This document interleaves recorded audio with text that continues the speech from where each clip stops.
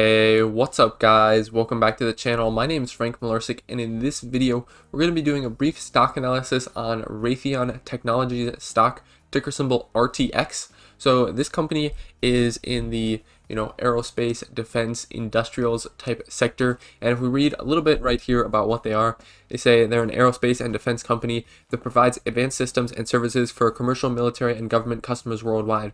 With 4 industry-leading businesses, Collins Aerospace Systems, Pratt & Whitney, Raytheon Intelligence and Space, and Raytheon Missiles and Defense.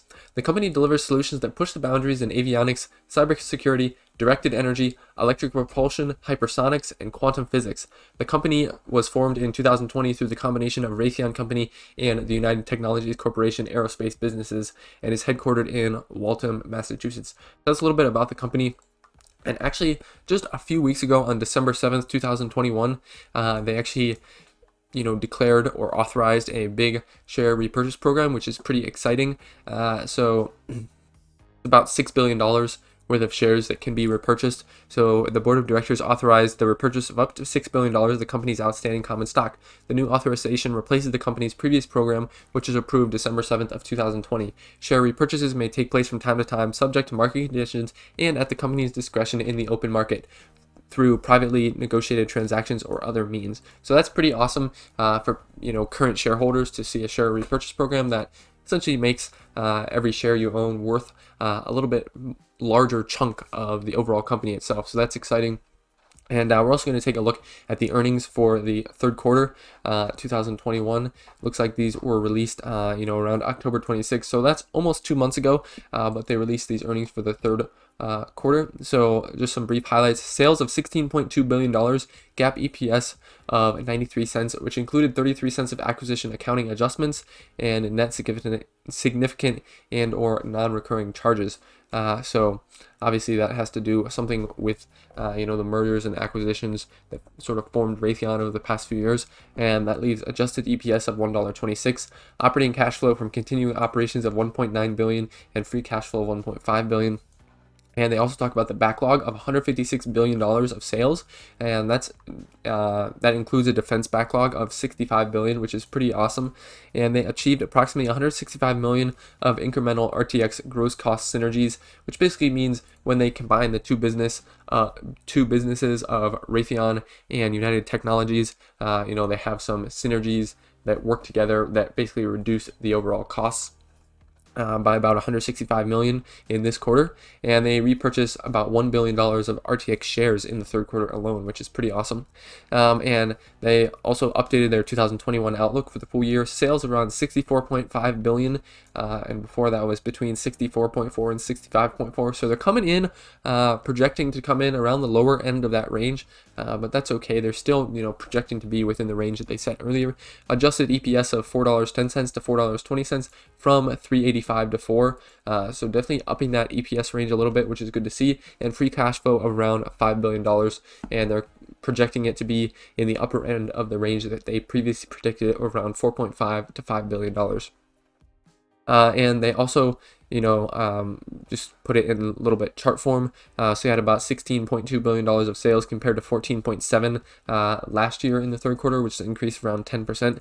And then the net income and earnings per share were up pretty drastically. We're going to look at the specific earnings per shares over certain quarters, and they were actually negative at some points in 2020. So that's sort of the reason that they're up massively, just because of COVID, obviously, and I think the merger and acquisition type stuff caused some of that very low or negative EPS for a short period of time, but hopefully they'll rebound quickly on that. And obviously free cash flow of around $1.5 billion compared to $1.2 billion last year, which is up around 22%. They also talked about backlogs. Backlog at the end of the third quarter was $156 billion, of which $91 billion was from commercial aerospace and $65 billion was from defense.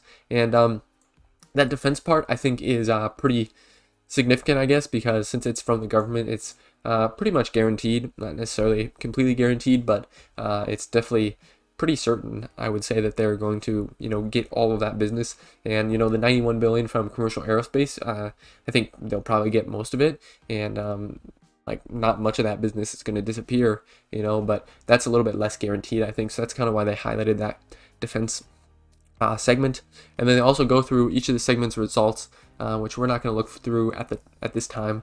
Just gonna take too much time, I think, but I guess we'll look at the sales. So Collins Aerospace sales around 4.6 billion, which is up a little bit from last year. Pratt and Whitney sales around 4.7 billion, which was up significantly from last year. So those are the two main segments, I think. And then Raytheon Intelligence and Space about 3.7 billion, which was pretty much right in line with last year.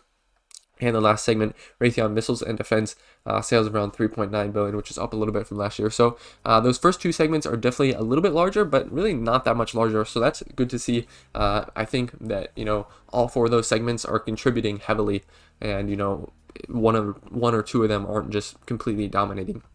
So we're also going to take a look at the dividends here. Current yield on Raytheon is around 2.48%, with an annual payout of $2.04.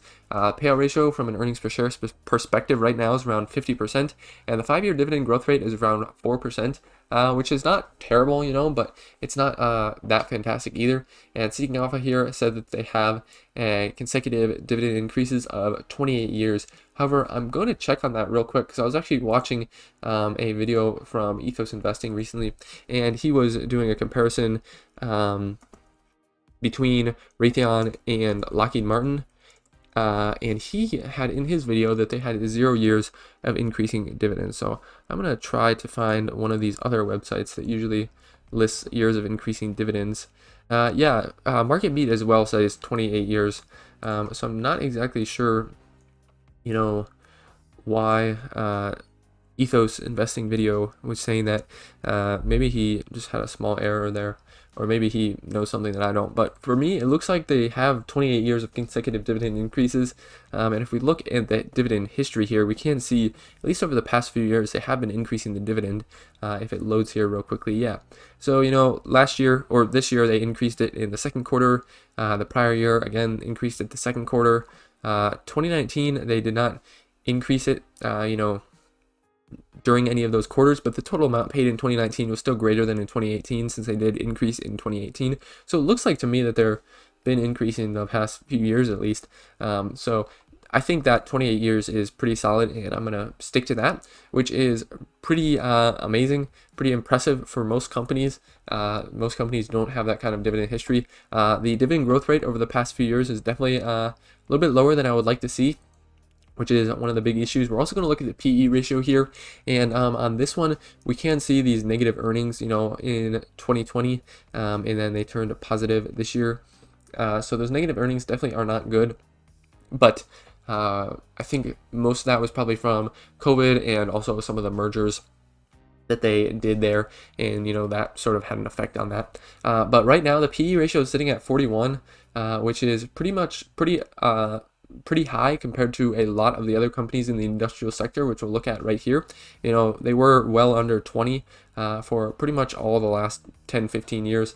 So the industrial sector has an overall average of around 25, and this aerospace and defense sector, or industry within the sector, has an average around 18.6. So, that's definitely significantly lower than Raytheon's current PE ratio. So we definitely want to be cautious there.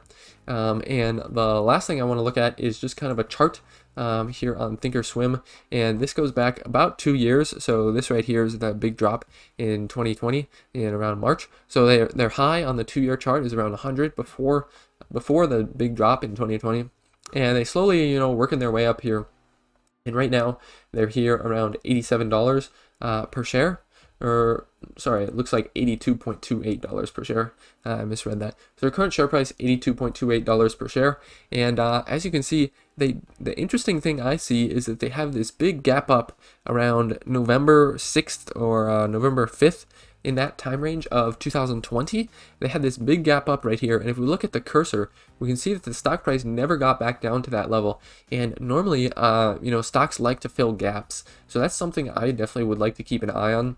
Currently, the RSI is at 39.5, so that's could indicate it's a little bit oversold, but not really that much. We can see if we zoom in a little bit here, we can see the past week or so have been all red days for Raytheon, and interesting as well, they dropped below this 50-day moving average here. and then they dropped right down below the 200-day moving average as well, and then they bounced up above the 200, and it looks like they kind of bounced off of the 50-day, so that kind of acted as some support, and now they're going back down. So that's just something to keep in mind. I think it could be a bit of a downtrend. You know, the whole market has kind of been in a downtrend, and we're also going to look at some volume. This right here is called a volume shelf, I think, or a volume profile, I think is the correct term. So basically it shows the volume of trades at different prices. So we can see here, you know, around the $88 range, they have super strong volume in that range. However, the current price is below that. So to go below that, the next super big volume profile here is around the $77 or $78 range. So I would say, you know, that could potentially be an area of stickier support that would be harder to reach for the stock to get to. So overall, I think the current share price of around $82 per share is a little bit overvalued, you know, on the whole, but overall, I think Raytheon is a pretty decent company. They obviously have a lot of business from, you know, the government and, you know, defense companies and aerospace companies. There's definitely, you know, some concern because of, you know, withdrawals from Afghanistan and a little bit, you know, less military presence around the world, I guess, for the US, that, you know, they could be losing some business or just not getting as much business. So I guess that could be a slight concern as well for some investors. So for me, I would definitely like to see the price a little bit lower, probably in the $70 to $75 range before I would look at buying. And the reason for that is, you know, because of some of the fundamental indicators like the PE ratio, comparing it to the historical PE for Raytheon, comparing it to the PE ratio for the sectors and industries that Raytheon is a part of, and also the technical indicators, just looking that they did sort of bounce off of the 50-day moving average. They were not able to breach above that, so that kind of acted as a little bit of resistance there. And so I think we can expect them to be a little bit of a downtrend for a while. That's certainly not a prediction, but I think there's a good chance of that. So like I said, those are the reasons. Also, the dividend increases, or the rate of dividend increases, is not as high as I would like for a company in my portfolio. So that's another reason that I would like to see it lower, so we can get a better starting yield for, you know, the trade-off of less dividend increases. So again, $70 to $75 is where I would be definitely looking to buy, and maybe, you know, at least taking a little bit of a better look to consider it at that point. But let me know what you guys think of this stock, Raytheon Technologies, ticker symbol RTX. And I just want to thank you guys for sticking around to the end of the video. I will see you in the next one.